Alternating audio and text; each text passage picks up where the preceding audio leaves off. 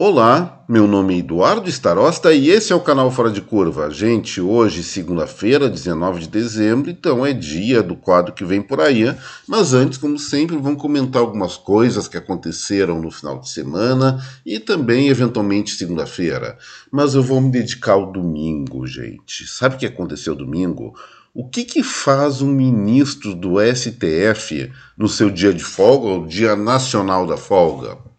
É óbvio, ele simplesmente redige de maneira muito espontânea alguma decisão que vai bagunçar com a vida política, econômica e social do nosso país. Concordam comigo? Então vamos ver só o que o ministro todo-poderoso Gilmar Mendes fez no seu domingo ao invés de ficar assistindo a decisão da Copa do Mundo.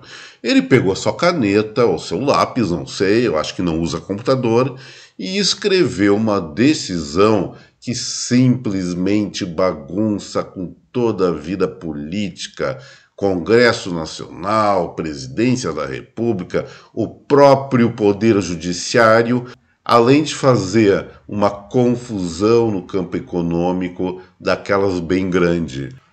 Olha só, ele simplesmente se auto-atribuiu a uma função do Congresso, que é a questão da liberação, aprovação orçamentária, e definiu, eu vou até ler para vocês o parágrafo brilhante que ele escreveu, porque ele escreve muito bem, pena que não sejam coisas realmente boas para o nosso país.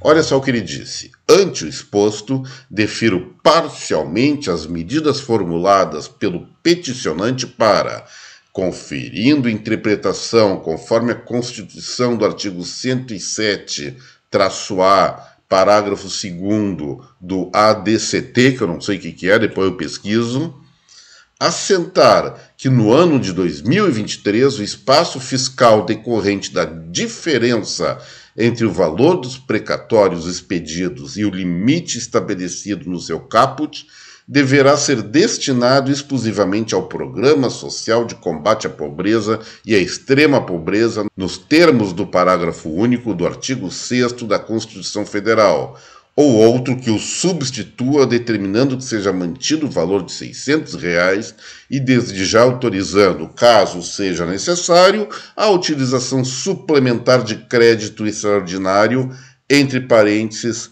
artigo 167, parágrafo 3º da Constituição Federal. Você sabe o que ele está fazendo?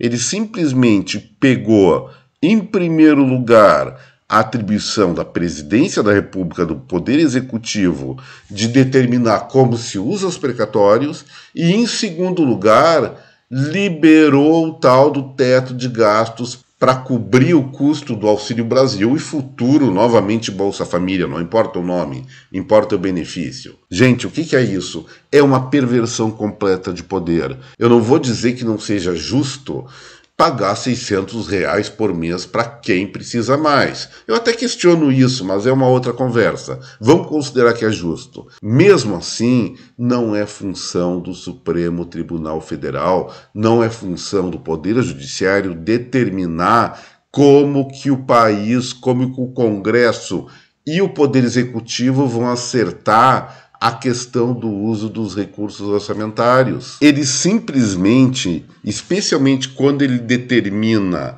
a utilização suplementar de crédito extraordinário, sabe o que é isso? Só uma coisa, aprovou ou determinou o furo do teto de gastos que a Câmara dos Deputados não quer aprovar. Passou por cima da Câmara dos Deputados. E será que os parlamentares vão fazer alguma coisa contra isso? Olha, talvez um faça, eu já vou entrar nesse cara que é o único parlamentar brasileiro que não tem se mostrado covarde diante de tantos assintes do Supremo Tribunal Federal, do Poder Judiciário, em relação às atribuições do próprio Congresso e também diante do respeito, a falta de respeito à Constituição Federal. Já vou entrar nele, mas eu vou dizer o seguinte. Senhor Gilmar Mendes, o senhor está abrindo um precedente muito grave, furando o teto de gastos dessa maneira autocrática, e isso vai provocar, provavelmente, o pior dos flagelos no Brasil, talvez, como eu falo, não em 2023, mas seguramente a partir de 2024. aumento da carga tributária, aumento do déficit público, alta maior ainda da taxa de juros e inflação. O seu nome vai estar assinado nisso. E agora, falando naquele deputado que foi o único não covarde, e tenho orgulho de dizer que é meu conterrâneo aqui do Rio Grande do Sul, eu falo no parlamentar Marcel Van Hatten. Ele, em um discurso na sexta-feira, deixou muito claro que já existe sim uma ruptura constitucional, acabou a harmonia dos três poderes com a instalação, isso aí ele não usou nessas palavras, mas eu vou resumir no meu entendimento o que ele queria dizer, da ditadura do judiciário em torno da figura do ministro Alexandre de Moraes. Foi o único que teve coragem até esse momento na Câmara dos Deputados para falar isso em discurso público e foi timidamente aplaudido. Olha, podem ser deputados de direita, de esquerda, centro ou qualquer posição política, mesmo que não exista referência, mas parlamentar, acima de tudo, tem que defender o seu eleitorado. E o seu eleitorado, grande parte dele, alguns não, mas acredito que a maior parte do eleitorado brasileiro preza sim pela democracia, preza sim por uma estabilidade institucional entre os três poderes. E só o Marcel Van Hatten está se pronunciando na Câmara dos Deputados em relação a isso. Então eu vou dizer agora, a não ser ele, todos os demais 500 e tantos parlamentares são sim um bando de covarde, um bando de oportunistas fisiológicos e só vão deixar de ser, pelo menos na minha opinião, quando se aliarem ao deputado Van Hatten e partirem realmente para o restabelecimento da democracia brasileira, que lamentavelmente está depauperada. Era isso sobre segunda-feira e agora vamos para o quadro que vem por aí. E começando só uma pequena introdução, nós estamos na terceira semana de dezembro e nesse período os institutos de pesquisa brasileiro resolvem tirar uma folguinha, então temos poucos indicadores sobre o Brasil, mas é uma oportunidade para a gente dar uma olhada no que está acontecendo no exterior, ao redor do mundo. Vamos começar então na terça-feira. O indicador que vai sair é a construção de casas novas nos Estados Unidos. Segundo as estimativas dos norte-americanos, dos analistas de plantão dos Estados Unidos, deve haver o lançamento de 1,4 milhões de novas casas. Isso aí é um pouco inferior ao mês anterior, se confirmar esse resultado, que foi de 1.425.000.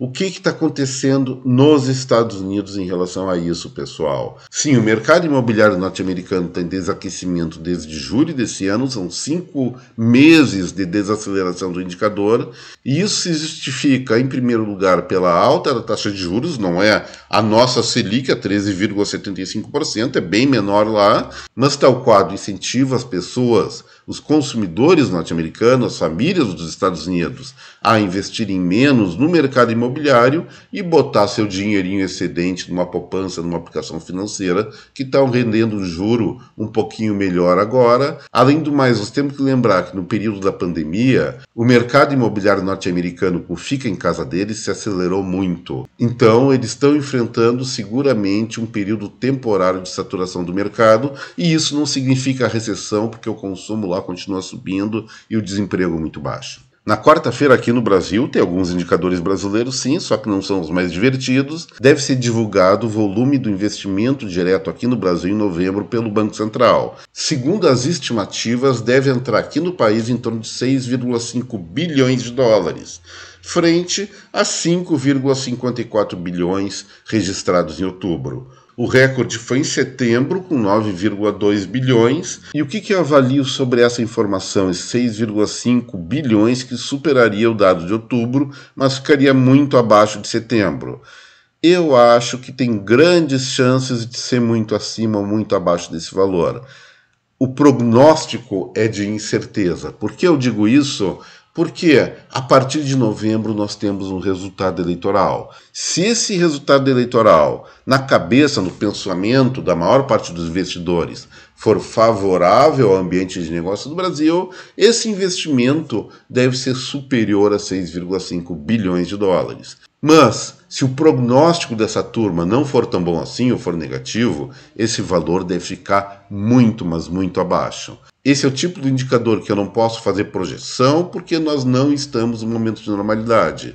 Depende, como eu falei, do ânimo ou desânimo de quem quer investir dinheiro aqui no Brasil. E agora nós vamos ver efetivamente se o que se chama de mercado, que eu acho uma coisa muito engraçada, mas o conjunto dos investidores aprova ou não a decisão eleitoral do Brasil. Isso não importando efetivamente na questão institucional, voto é voto, mas importando sim nas perspectivas da atividade econômica do nosso país. Na quinta-feira, voltando aos Estados Unidos de novo, deve sair a revisão do PIB norte-americano no terceiro trimestre, que deve manter a alta de 2,9%, talvez um décimo acima, um décimo abaixo, mas mostra que a economia dos Estados Unidos, ela não está em recessão, muito antes pelo contrário, ela vem num processo de aceleração. Vamos pegar o segundo trimestre, houve uma queda de 0,6%, frente a uma primeira estimativa do terceiro trimestre de 2,4% e deve chegar a 2,9% na última estimativa, que é o dado final. Então, sim, a economia dos Estados Unidos está muito longe da recessão e está em processo, ao contrário, de aceleração da atividade a despeito das recentes altas de juros por lá. E na sexta-feira, mais um indicador aqui brazuca. Vai sair pelo IBGE o Índice de Preços ao Consumidor Amplo 15, aquele que é medido do dia 15 de novembro a 15 de dezembro. E aí, a tendência dos analistas de plantão é manter o 0,53% já registrado em novembro. Eu vou dizer o seguinte: no mês retrasado, parênteses, no mês retrasado eu perdi a parada para os analistas de plantão, que eles previram uma inflação um pouco maior ou menor, eles acertaram, mas no mês passado eu ganhei deles, ganhei de longe. Eu quase cravei no número da inflação do IPCA 15 e do IPCA fechado, eles erraram de longe. Eu vou, então, me dar a prerrogativa de dizer que esses analistas estão errados novamente. Eu tenho acompanhado mais ao nível da Fundação Getúlio Vargas o que está acontecendo com os preços ao consumidor, lembrando também que a primeira quinzena de dezembro já não sofre mais, ou não sofreu mais, porque é passado, o impacto da paralisação dos caminhoneiros, os problemas logísticos que isso gerou, especialmente no comércio de bens não duráveis, alimentos, remédios e outras cositas mais. O fornecimento dessas mercadorias voltou a se normalizar e nós estamos já verificando importantes quedas, especialmente na área alimentar. Por exemplo, o preço do limão já é possível encontrar a R$5 e pouco. A manga eu já comprei a R$13,99. A abobrinha realmente não interessa, ela pode ter o preço que quiser, que eu não compro, e recomendo que vocês não comprem também, porque é um vegetal muito ruim. E assim, gente, eu encerro o Fora de Curva de hoje, lembrando, não se esqueçam, por favor, botão no like, compartilhem esse vídeo com a sua rede de contatos e se inscreva aqui no canal, no Fora de Curva. Então, ficando por aqui, eu desejo para vocês, para cada um de vocês, uma bela de uma semana antecedendo o Natal. Aproveitem bastante, não se esqueçam de comprar os presentes, especialmente para os pequenos e para os mais velhos. E aqui o pessoal do Fora de Curva, a equipe, eu e o Cachorrão Starosta, não sei se ele está aparecendo hoje com essa nova conformação de vídeo, também poderíamos aceitar alguns mimos sem cerimônia alguma. Então, pessoal, muito obrigado pela atenção, um forte abraço a cada um de vocês, até breve, tchau!